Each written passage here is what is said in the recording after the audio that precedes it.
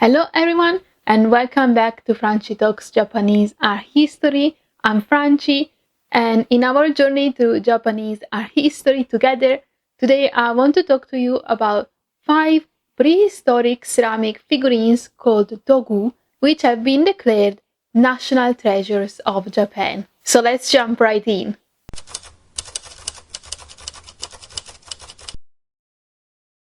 I have talked about Dogū before on my channel, so if you want to learn more about them in general, you can check out my latest video. However, for now, what you need to know is that Dogū were ceramic figurines made during what is called the Jōmon period. This is a prehistoric era which spans from 14,000 before Common Era until 300 before Common Era. The Jomon period takes its name from the Jōmon people. These were semi-sedentary hunter-gatherers and early agriculturalists who live onto what we now call the Japanese territory. The Jōmon people are very famous and well known for their clay production. They made beautiful objects out of clay, and Dogū are part of this clay production. So we're going to see today 5 outstanding exemplars of Dogū, because these have been declared national treasures. It means that they are amongst the most precious of Japan's tangible cultural properties. The Dogū that I'm going to talk about today are not in any particular order. And also, we should note that I'm going to call them by specific names, but these are names that have been given to them in modern times. This is not how they were called by the Jōmon people. In fact, we do not know how Jōmon people called these objects. We call them Dogū, which means earthen figure, because they're figurines made out of clay. And then there are also some specific Dogū have been given names. Let's start by looking at a Dogū which has been nicknamed the Jōmon Goddess. I chose to start with this because it's my favorite.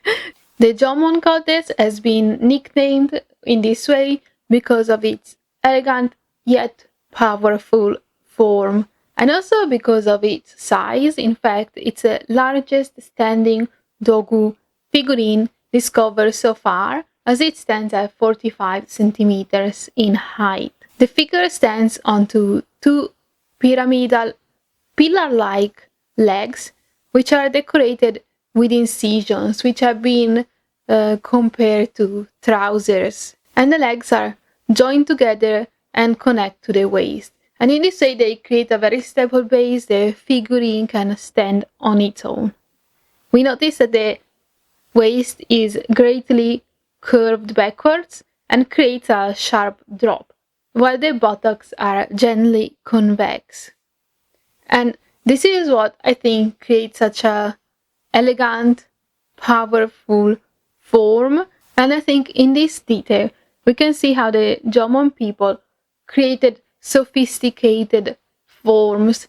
When I see this Dogū, I feel as if I'm looking at a piece of modern art, not at something that was created thousands of years ago. In fact, we have to think that the Jōmon Goddess is actually dated to the years 3000 to 2000 before Common Era. This means it could be 5,000 years old, which is mind-blowing if we think about it. And all the Dogū that we're going to see today were made at this time. This time frame is considered the Middle Jōmon period, or also they are made later, so in what is called the Late Jōmon period. Going back to the figurine, we can see that the arms were completely omitted when creating this figure, and also it has no facial features. It has a simple, blank, plate-like face.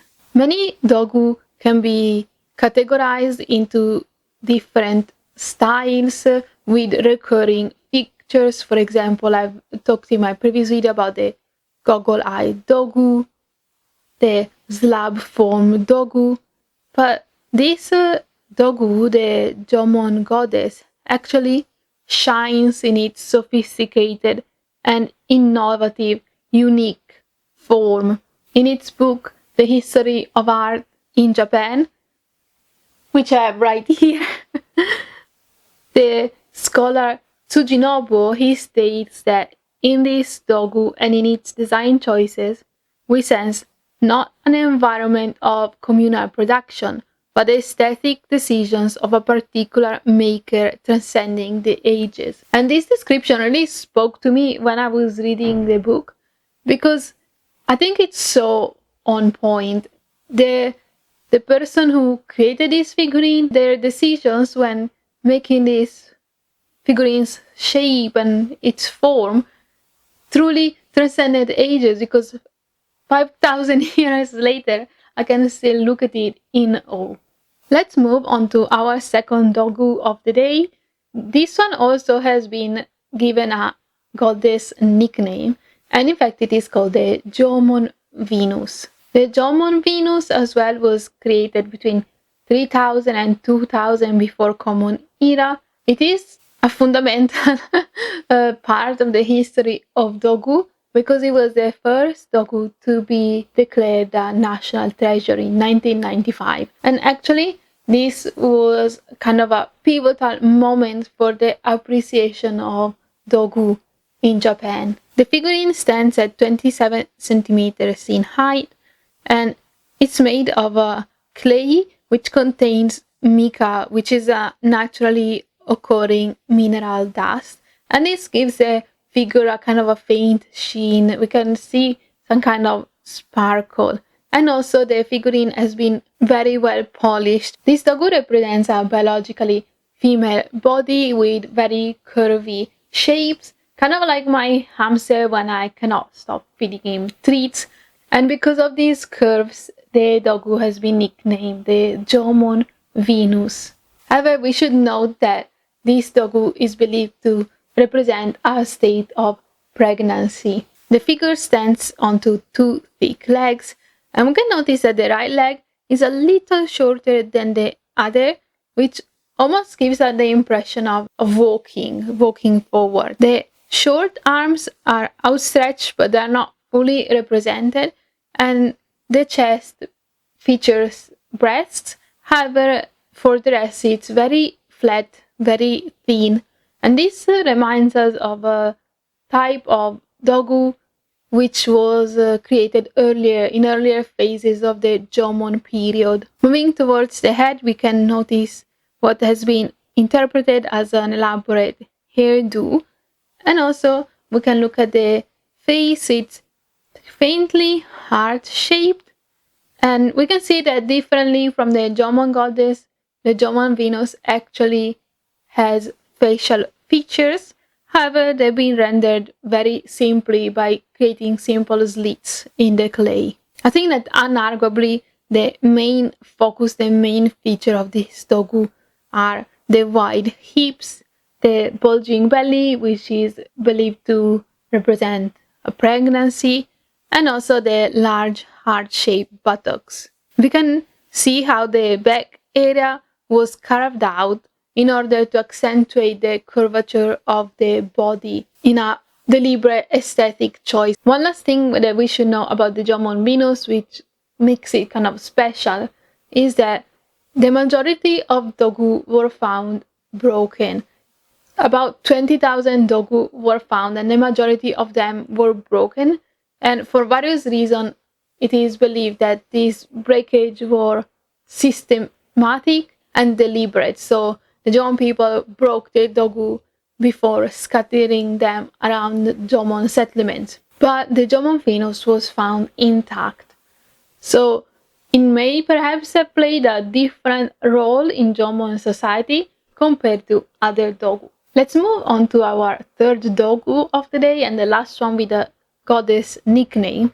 This is the masked goddess. This is also a rather large size Dogū, which measures 34 centimeters in height, and it's dated to the later part of the Jomon period, between the years 2000 and 1000 before Common Era. This Dogū also stands on solid and thick legs, which were made in this kind of peculiar shape, which has been likened to inverted clay pots. The legs connect to a compact torso, from which this short, stylized arm extend, and we can see that their arms have been decorated with this spiral motif. And the rest of the torso has also been decorated with incise decoration, which has been interpreted as clothing, where we find a pattern of concentric circles and a slight protuberance on the belly, which again has been hypothesized to perhaps suggest pregnancy. We also find a decoration between the hips, which is suggestive of female genitalia. In this Dogū, I think the most intriguing and eye-catching feature is the face, because this was rendered in a triangular shape, which has been interpreted as a mask. Towards the bottom corner of this triangular shape, we find a hole, which perhaps suggests an opening for a mouth, and also there is a protuberance, perhaps suggesting a nose. And the reason why it is believed that this Dogū is wearing a mask is because if we look towards the back of the head, we find lines running from the front to the back, which are suggestive of strings used to tie a mask. Interestingly, this Dogū as well was excavated in unusual conditions. This is because the mask goddess was found inside a burial pit.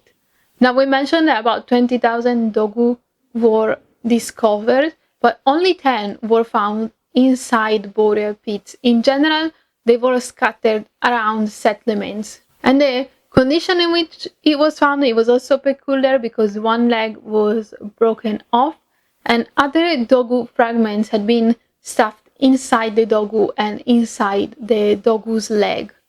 So it is believed that it may have been used in some kind of funerary ritual. Let's move on to our fourth Dogū of the day. This is the Dogū with palms pressed together, which obviously takes its name from its pose. The Dogū is also dated to the late Jōmon period between 2000 and 1000 before Common Era. This Dogū measures about 20 centimeters in height, and it's represented sitting differently from all the Dogū we have seen so far, and it's sitting with its knees raised, its arms resting on its legs, and hands clasped together.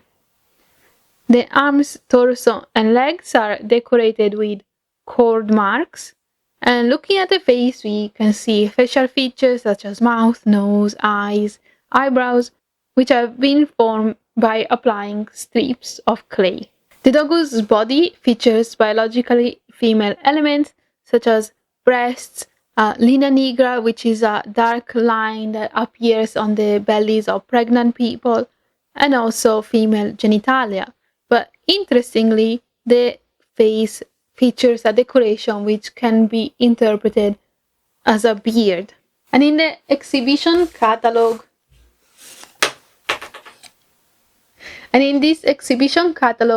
by the Miho Museum for the exhibition Dogū, a Cosmos, well, the researchers of the Miho Museum put forward the idea that this Dogū may feature elements of both female and male sexes, thus transcending this female or male duality. On the other hand, I have also seen this beard-like decoration interpreted in other ways, such as, for example, a tattoo or a mask. On the Dogū, we can find traces of red pigment, which indicates that the figurine was once painted. And another very interesting element that we can find on the Dogū is remains of natural asphalt, which were found on cracks at the base of the legs and knees. And this is actually a very interesting thing to note because it tells us that the Dogū has been repaired. Now, I've said multiple times in the video that Dogū were broken on purpose, but this Dogū was repaired, and this is actually a very unique thing. It's not been found on other Dogū. Japanese researchers of Dogū have put forward the idea that this Dogū may have played a special role, also because the Dogū was found inside a Jōmon pit dwelling, while normally Dogū were found scattered outside dwellings around Jomon settlements. But the fact that it had been repaired and then it was found inside a dwelling makes researchers believe that it may have played a kind of special role in a Jomon settlement or in a Jomon household. Okay, let's move on to our last Dogū of the day. This is the Hollow Dogū. I think you can understand the reason for its name. It is not rare for Dogū to be hollow. However, this is the biggest example of hollow Dogū that has been found so far, as it measures 41 centimeters. And also, this is the first and only object to date to be declared a national treasure, which comes from the region of Hokkaido, which is the northernmost prefecture of Japan. The Hollow Dogū is also dated to the late Jomon period. The Dogū is shaped as a standing figure, although it cannot actually stand on its own.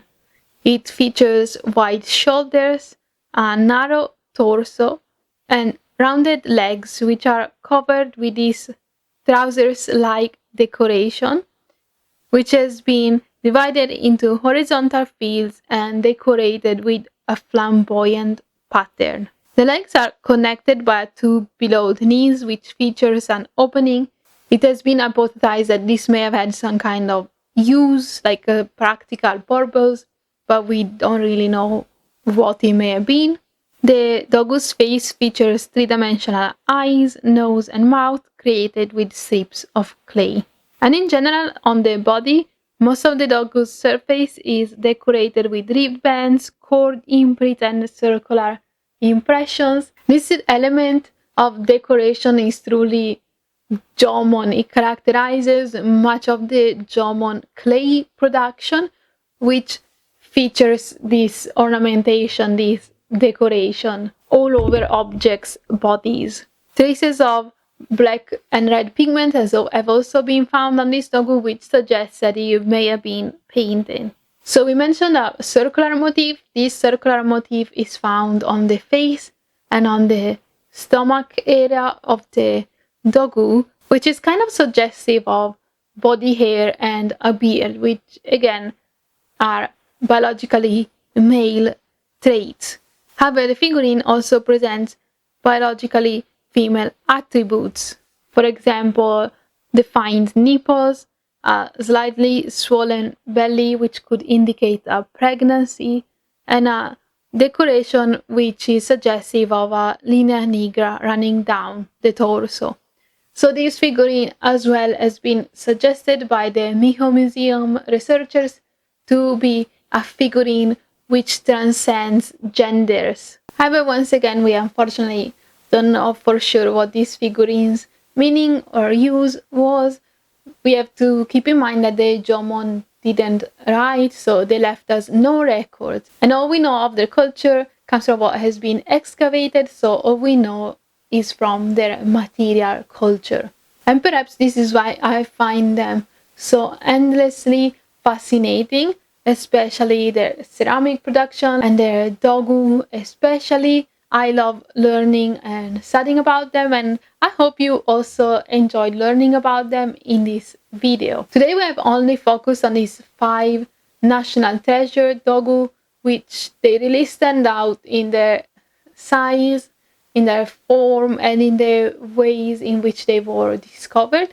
However, if you want to learn more about Dogū, let's say in general about Dogū evolution, history, and styles, you can check out my previous video. And I would love it if you subscribe to the channel and left a comment. And if you want to support the channel, you can look in my video's description. There are ways to do so there. But for now, I just want to thank you for watching, and I hope to see you again soon. Bye!